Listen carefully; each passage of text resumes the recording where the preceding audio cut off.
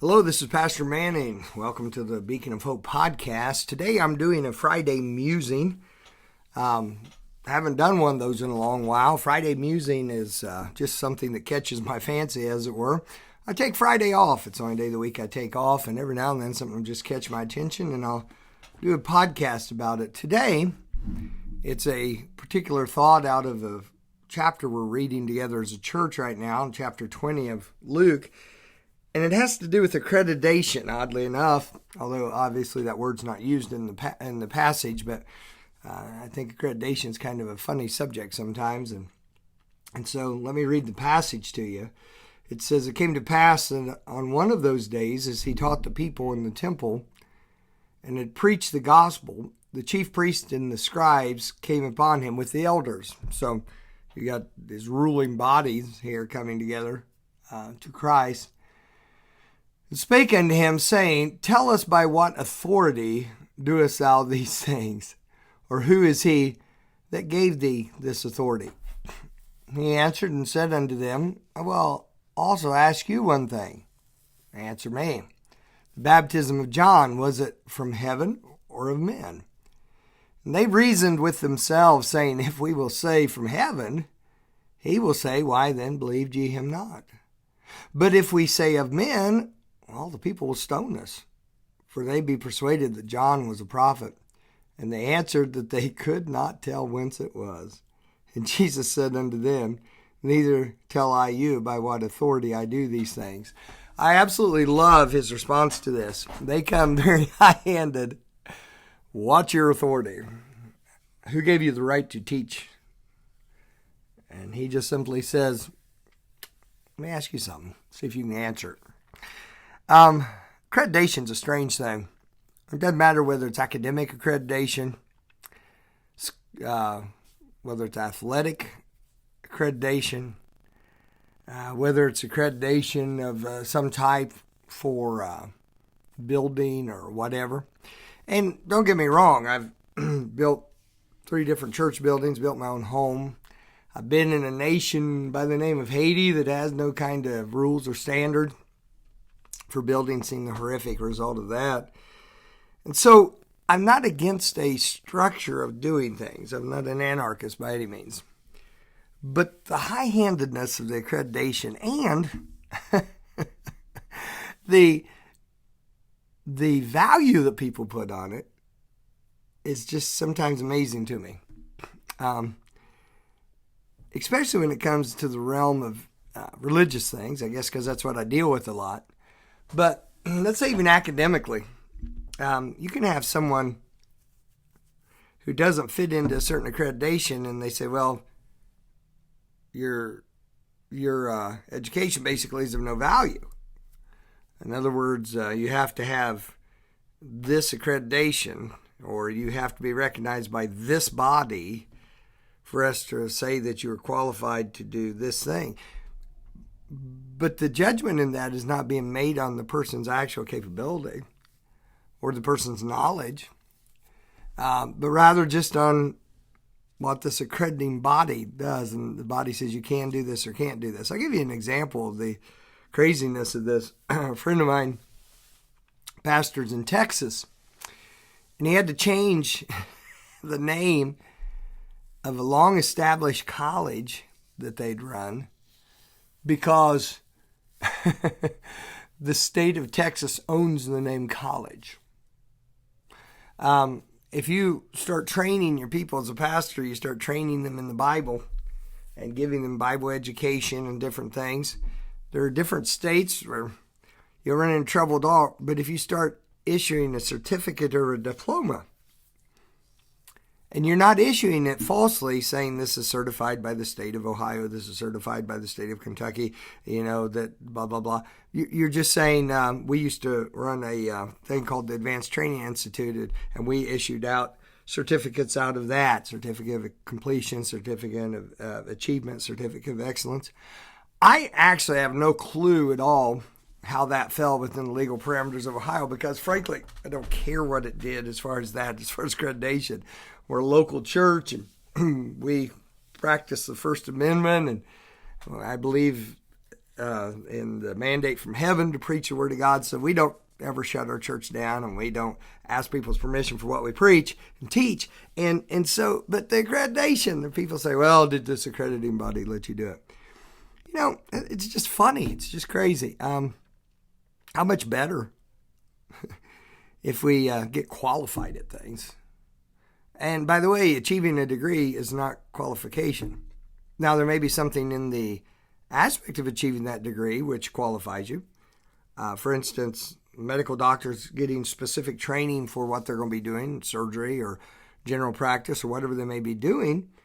And the degree, wherever they may go to get it, includes the actual training that it takes to perform those things safely and competently. That's fine. But someone could pass the classes and do the work and still not actually be somebody you would want to go to. You could get a certificate or maybe a degree or certificate where it was issued in diesel mechanics. And that degree,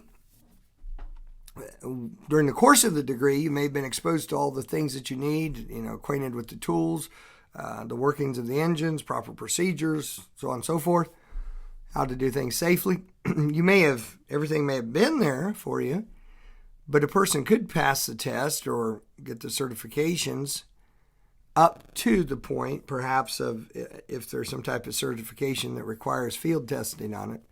But they could pass through the academic part and still not be somebody who's competent at working on the engine. And so just to get a degree doesn't mean anything. And to try to go on ignorantly without training, without the proper things you need to do whatever you're doing well, that doesn't make sense. And it's just kind of funny how the accreditation comes in. In churches, they see it. I remember when we came into town 29 years ago now, we were buying our first property. That was 28 years ago. And man, I'll tell you, it was interesting at the time. At that time, we took on a mortgage to get the property. Now, I'm not debating whether I would lead the church to do that again or not, and I wouldn't go the way of indebtedness anymore. But we did take on a mortgage, and I can remember what it was like. And I'm not blaming the banks for this.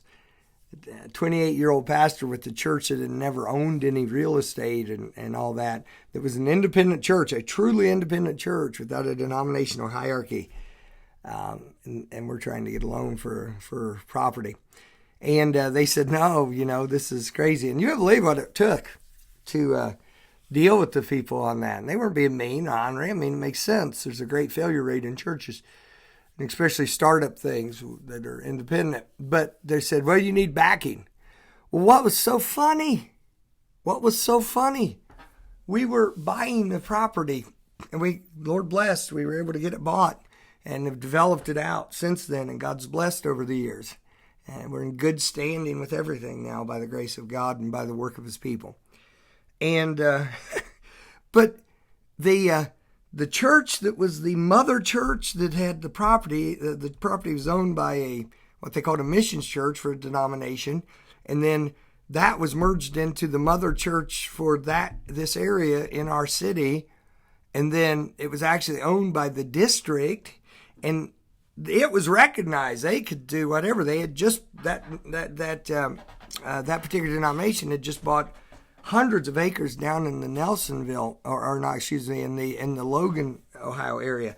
And anyway, we deal with the banks, and when we finally came to the closing table, here's us, and it's our church purchasing our own property, no denominational hierarchy. On the other side of the table, representatives from the mission church, which is now defunct, but it had a board, so they'd be represented, for the mother church that was there and now oversaw that, and then the headquarters or the district. Now here's the funny part: the district was willing to sell the land because they were facing some serious financial problems because people within their structure had embezzled a lot of money. So that huge organization was financially in a lot worse shape than we were. We didn't have money, but we also didn't owe a bunch of money. We weren't under. The church that was recognized as the mother church, and this was given some credence. Well, they have this denomination and they have this going and you don't have anything. That church that was the mother church no longer exists as an entity. Their building's been sold a couple of times. They no longer exist as an entity. And they just went down with that. And 29 years later, by God's mercy and the work of his people, we've got 3 very nice buildings. We've developed the property and it's kept going. And the whole point of it is we were looked at and it was like, oh, well, you don't have a denominational headquarters. And literally when the bankers asked and said, where's your headquarters? I said, heaven, literally. We believe New Testament wise that we're independent churches, the Independent Baptist Church. And they looked askance at it. And I'm not faulting them completely on that. I just think it's funny. I understand fiscally they have to put a portfolio together. I understand risk and all that sort of stuff. And I understand how good God's been to us and how easily we could bend that number of people who failed. But listen, don't get yourself so wrapped up with accreditation. Don't get yourself so wrapped up with this group. Oh, I go to this school. Oh, I do this and I get a diploma from here and there. Really? No. Learn what you need for what you're going to do. If it's somewhere that's well known that can best fit that, then go somewhere that's well known. If it's somewhere that isn't well known, if it isn't college, if it isn't thing, do what you need to do to become good at what you need to do. Certain jobs, certain things, you will have to have certifications. You will have to have certain degrees to do. I recognize that. I understand that. I'm not against education. I've got a couple of college degrees myself. But listen, that's not where it is. Accreditation is just a funny thing. And I guess you get secure in the Lord, realize that he loves you and that he made you, and that if you ask him for wisdom, he'll give it to you. You'll find out all this idea of, oh, this one approves me and this one doesn't, won't really matter to you anymore. And by the way, it's a really free place to be. Well, that's my Friday musing, a little longer than I meant for it to be. And if you stayed with me through the whole thing, I hope it's a blessing to you. May God bless you and may he give you a good day.